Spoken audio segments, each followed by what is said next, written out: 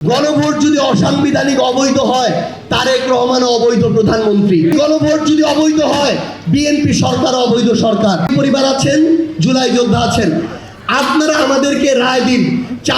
চাঁদাবাজির বিরুদ্ধে কথা বলা আমরা বন্ধ করে দিব কি দিব না? লুটপাটের বিরুদ্ধে কথা বলা বন্ধ করব কি করব না? মাদকের বিরুদ্ধে কথা বলা বন্ধ করব কি করব না? আপনাদেরকে শুধু আমরা এইটুকু আহ্বান জানিয়ে যাই, আপনারা আপনাদের পক্ষ থেকে বলবেন, জনাব তারেক রহমান, রাজনৈতিক দল বিএনপি, গণভোট যদি অসাংবিধানিক অবৈধ হয়, তারেক রহমান অবৈধ প্রধানমন্ত্রী। জুলাই সনদ যদি অসাংবিধানিক হয়, সালাউদ্দিন আহমেদ অসাংবিধানিক স্বরাষ্ট্রমন্ত্রী।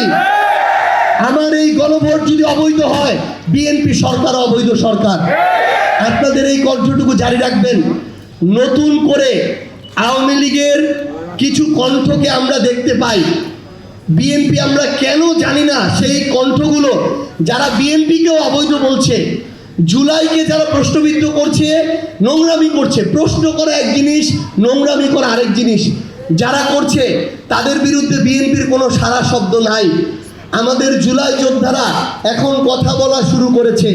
আমি শুধু আপনাদেরকে এইটুকু বলবো, হয়তো আমরা প্রত্যাশা করিনি 5 বছরে আমাদেরকে এইভাবে নামতে হতে পারে, কিন্তু যখন 6 মাসে এই অবস্থা বিএনপি সরকারের নীরবতা তৈরি করছে, আপনাদের কণ্ঠ থেকে শুরু করে আপনাদেরকে আবারও কিন্তু সচেষ্ট হতে হবে।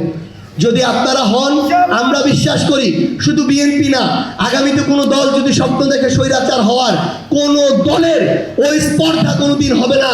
আপনারা সামনে থাকলে সে স্বৈরাচার হয়ে উঠবে। আপনারা আমাদের জন্য দোয়া করবেন। আপনাদের ওই আস্থার প্রতিদান। আমাদের রাজনৈতিক দলের দরকার নাই, আমাদের ক্ষমতায় যাওয়ার দরকার নাই, কিন্তু আমরা আমাদের শহীদ ভাইদের, আহত যোদ্ধাদের যে আকাঙ্ক্ষা, সেই বাংলাদেশের সাথে মৃত্যুর আগে পর্যন্ত সেই লক্ষ্য থেকে আমরা বিন্দুমাত্র বিচ্যুত হব না, ইনশাআল্লাহ।